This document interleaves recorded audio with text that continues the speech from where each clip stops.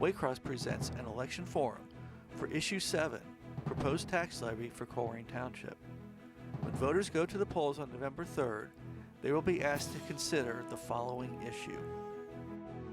An additional tax for the benefit of Colerain Township for the purpose of providing and maintaining fire apparatus, mechanical resuscitators, underwater rescue and recovery equipment, or other fire equipment and appliances, buildings, and sites therefore, or sources of water supply, and materials therefore, for the establishment and maintenance of lines of fire alarm communications, for the payment of firefighting companies or permanent, part-time, or volunteer firefighting, emergency medical service, administrative, or communications personnel to operate the same, including the payment of any employer contributions required for such personnel under Section 145.48 or 742.34 of the revised code, for the purchase of ambulance equipment, for the provision of ambulance, paramedic, or other emergency medical services operated by a fire department or firefighting company, or for the payment of other related costs at a rate not exceeding 3 mils for each $1 valuation, which amounts to 30 cents for each $100 evaluation for a continuing period of time commencing in 2020, first due in calendar year 2021.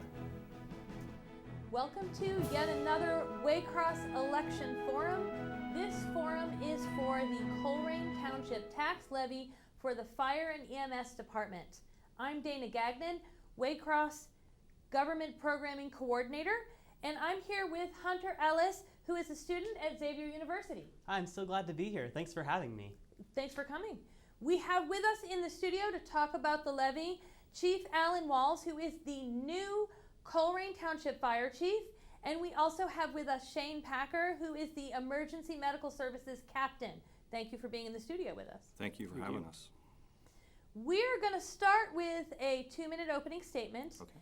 But then, if you are watching this at home on September 30th, then you will be able to email in your questions to the candidates.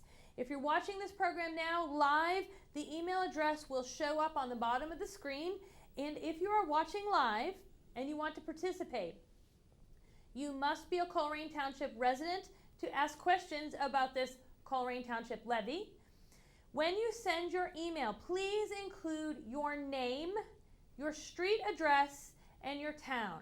Now, all we're going to say on the air is your first name and your street, but we need you to include that so we know we're getting the question from a real person in Colerain Township. Now, before we start in on questions, I'd like you to go ahead and give us an opening statement about what this levy is and what it means. Okay. Thank you. On behalf of myself and Captain Packer and the Colerain Township Department of Fire and EMS, we're here tonight to effectively paint the picture for why we need additional funding to maintain the service that we currently provide. And so if you look at what we do, that being an all-hazards response agency that provides fire protection, emergency medical services, technical rescue, and community risk reduction services, we provide both traditional and non-traditional services to the community. Likewise, we're the second biggest and second busiest department in all of Hamilton County. During 2019, we responded to approximately 10,625 calls for service. We're one of only 6 insurance services office Class 1 fire departments in all of the state of Ohio. And so whether we have directly impacted you, we may have indirectly impacted you financially by the cost savings of being a Class 1 fire department. Likewise, we're a provider of grant-funded programs such as the Quick Response Team, which has been very successful in one of our main goals or purposes, and that's to make a difference in persons' lives. And then we're also the lead agency for disaster preparedness, response management, mitigation, and recovery. And so, as we continue through the program here, I think we can paint the picture for how prudent we've been, how frugal we've been, and the need for this additional funding then. Thank you so much for helping us get a basic understanding of what this levy looks like. Again, if you are watching this program live on September 30th, now that you've heard the opening statement, if you have questions that you would like us to ask in the studio, you can email them to us at the email address that will show up on the bottom of your screen if you're watching this after September 30th and it's recorded, you'll want to go to colerain.org and get your information and contact your folks there. But let's get started, and I know you addressed a lot of this in generalizations in the opening statement. Sure. But can you tell us why Colerain Township is asking for this levy? And so if you think about a bow tie, essentially our expenses and then our revenue. So revenue being here, expenses being here, we've come to a point to where those expenses will exceed our revenue at the end of next year. And with that being the case, we'll be in deficit spending to the point of about $3.5 million in 2022. And so if you look at what we've done with our levies, starting in 1988. So in 1988, we had a 6.96 mil levy. We went 12 additional years, and we had a 4.34 mil levy in 2000. That was a 5-year renewable levy. We renewed it in 2005. And then we replaced that in 2010 with a 5.27 mil continuous levy that had that 0.93 mil increase. And so we've stretched and stretched and stretched and stretched to the point of nearly breaking those dollars. And in order to just maintain the service, we need this additional 3 mils. So when those previous levies, how long were those expected to last? So generally speaking, when you look at a levy cycle, it's somewhere around 5 years. And so, through frugality and prudence, we've been able to stretch and stretch and stretch those dollars. And like I said, to the point to where we're at right now, where, we've bent and bent and bent, and now we're about to break. And so it's an important levy, obviously. So can you point the individuals in Colerain Township towards exactly what this levy is going to pay for? So what this will do will maintain current services only. Doesn't add any additional staffing, doesn't add any additional fire stations. There's no provisions for replacement of apparatus. It's purely to maintain the service that we have right now.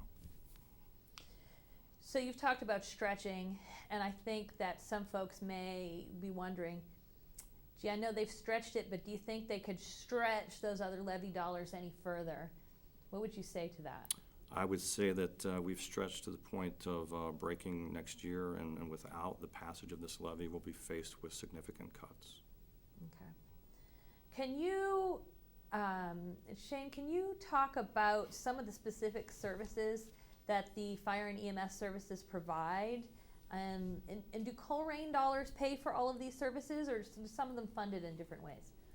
Yes, so when you think about the Department of Fire and EMS, typically you think about, fire response and medical response, but there's much more to that. As Chief Walls has alluded, it's all hazard response, it's rescue, it's technical rescue. Besides those special rescues, on top of fire suppression and emergency medical services, we are heavily involved in community risk reduction. And so there's a lot more to it than just answering the call for service. There's a lot to do with risk reduction and preventing the call. As far as the funding is concerned, there are additional funding sources, and one of those would be our EMS billing. And that helps cover the costs of some of the salaries as well as the medical supplies and equipment for EMS calls. So yes, on top of the levy funds, we also have reimbursements for medical billing. Okay, so there are other ways the fire and EMS doesn't depend on just this source. There's some other ways. And you mentioned, Chief Walls, the QRT program. Can you describe what that is for anyone that's not familiar with that? So the quick response team was formed in 2014, and it consists of a police officer, a firefighter, paramedic, and an addiction services counselor who, as the opiate abuse epidemic exploded, was tasked with follow-ups with those individuals. And, once again, it might sound kind of cliche, but, a purpose for us primarily is to make a difference in people's lives.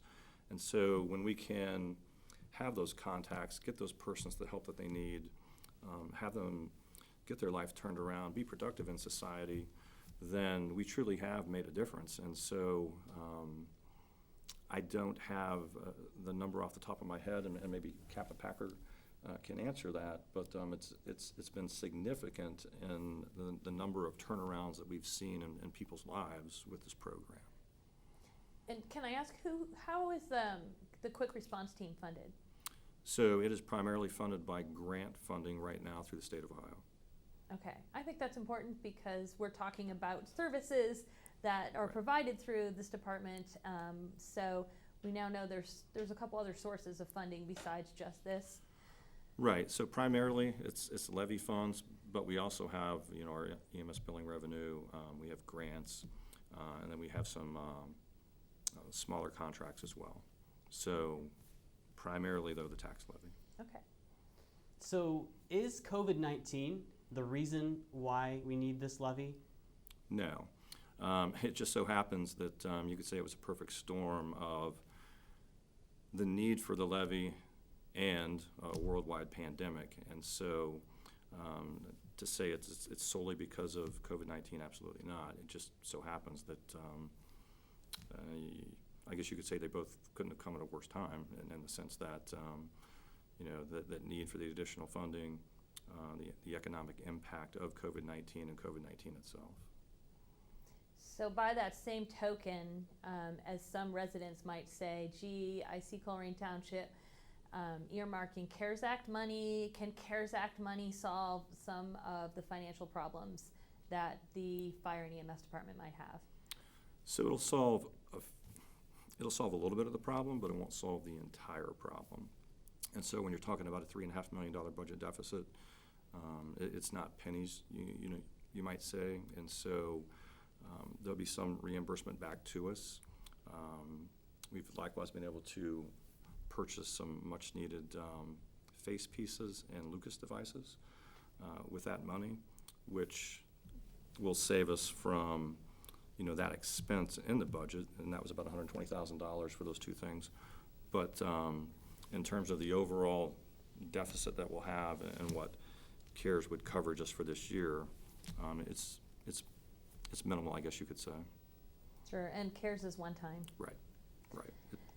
You mentioned the Lucas devices. So Captain Packer, can you describe what the Lucas devices are? Absolutely. So it is a mechanical chest compression device, and it is recommended by the American Heart Association, American Red Cross, as well as here locally to minimize occupational exposures to COVID-19.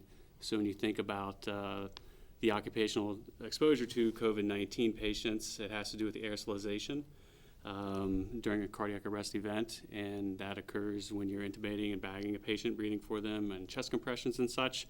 And so what this allows is for us to minimize the number of providers within that 3-foot radius of the patient while we are administering CPR and such. So that is applied. We will start our chest compressions manually. We will apply the chest compression device to the patient there. And then, like I said, that kind of helps with us. Now we can focus more on medication administration, customer stabilization with family members, getting detailed medical histories and such. So that's there to help reduce occupational exposures of COVID-19. Okay, so that's equipment you can buy with the CARES Act money because it reduces exposure. Absolutely. So that's not something you need to have to allow for in levy budget. Right, and to be clear about that, we didn't even have that budgeted for 2021. But with the CARES funding, we were able to jump right on that and make that purchase. Excellent, okay.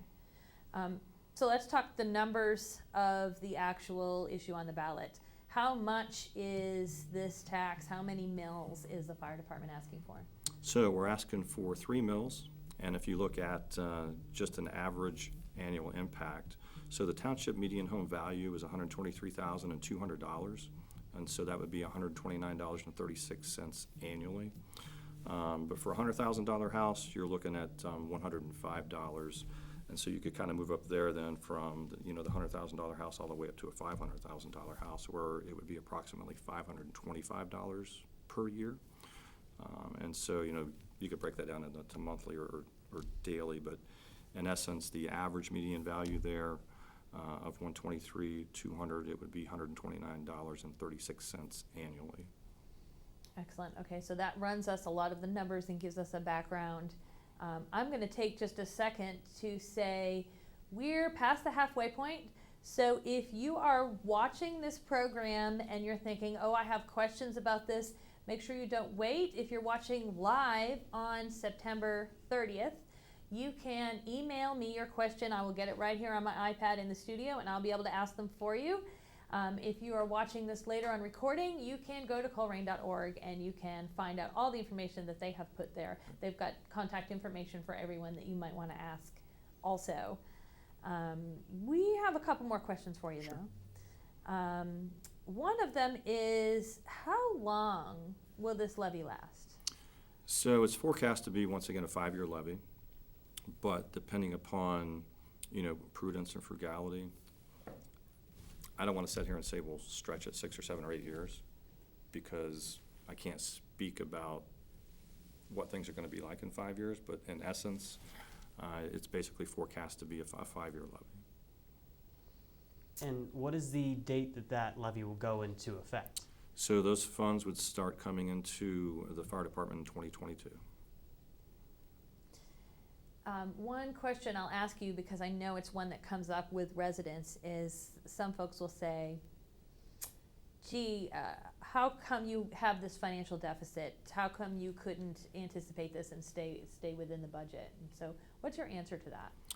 So if you look purely at inflationary increases, somewhere between 3 and 5% a year, and we talked about that, our revenue being flat, but our expenses increasing, and when you finally cross over that flat revenue, and we have taken measures to stave that off.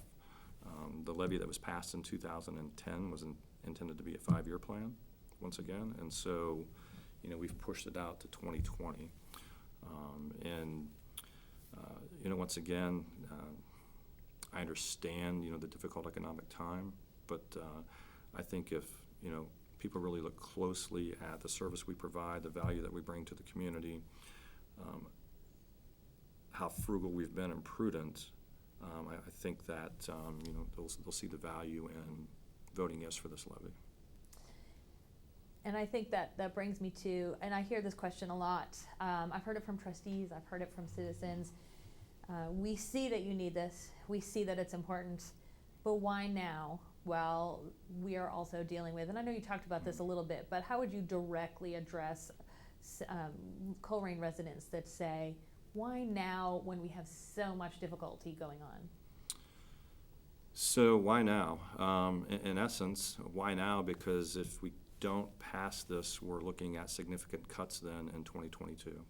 And with that deficit, and I don't want to sound like a fearmonger, but I want to be honest and forthright, those cuts could increase or could increase response times. We could see the closure of fire stations. We could see the laying off of personnel. And so, it's not $500,000 that we would have to make up somehow, that we might be able to smooth things around. But, with an impact that huge, it's impossible to shore up those cuts with anything less than significant cuts to the service. Sure. So if this levy does not pass, you answered that a little bit, and why now? What would citizens start to see? So as soon as the end of 2021, or maybe even sooner, we would start to see those brownouts or station closures or increases. And so, once again, not to, put fear in people, but just to be honest, those are some of the things that they would see, and likewise a decline in the non-traditional services that we provide. So you've already explained this is not for anything new. Nope. This is just for existing services. Correct. I guess one more question will be, if folks have more questions, there's all kinds of details and numbers and things like that. If folks have more questions, where can they go to find out more about this levy? So they could go to colerain.org, our website, And there's a link there that will take them to a page that has a needs assessment, financial information, contact numbers. They can call my office, 513-245-5732. They can email me at awalls@colerain.org. And so we want to be as transparent, forthright, and open and honest as we can possibly be in respect to this levy. And so I'll even come to your house and we'll do some social distancing if it takes that to have a conversation about the importance of this. And so ready, willing, and available. Excellent. Well, we're getting towards the end of our time slot here, so I just thought I would give you a chance if you wanted to make a closing statement to let the residents of Colerain Township know what they need to know. Sure. And what I would say is what they need to know. We have been an organization that has a long-standing history of being frugal and prudent with taxpayer dollars. We're only one of 6 departments in the entire state who are designated a Class 1 organization by the Insurance Services Office. We likewise have stretched those dollars as far as we possibly can. And, I understand, from the bottom of my heart, the difficulty right now economically for some. And as I stated earlier, a phone call, an email, a conversation, I truly believe that for those that are on the fence, be it the forum tonight or a conversation, I believe that I can paint the picture for the need for that yes vote. I really want to thank you both for coming in to our new socially distant election forum setup that we have here. Especially Chief Walls, you have not been the chief for a whole month even yet. So thanks for being willing to come in and help us all understand a little bit about this and answer questions. I also want to thank you for joining us as well as the viewer. If you need more information before you vote in the upcoming election, you can watch all of our election forums at www.waycross.tv. You can also go to the Hamilton County Board of Elections website, which is votehamiltoncounty.org. And there you can find out if you are registered. Up until October 5th, you can register to vote. The deadline is October 5th. You can look at a sample ballot for your precinct. You can find out where your voting location and all of that information at the Board of Elections website. Make sure you register to vote by October 5th. Make sure you vote on November 3rd. That's if you're voting in person. You'll vote on November 3rd. And the early voting starts October 6th. So go back to that Board of Elections website if you want to find out more details about early voting. I'm Dana Gagnon, Waycross Government Programming Coordinator, and I'm here with Hunter Ellis from Xavier University, and we will see you at the polls on November 3rd. Waycross takes no position on candidates or issues. We conduct these forums so that our viewers may be better informed voters for the November 3rd elections.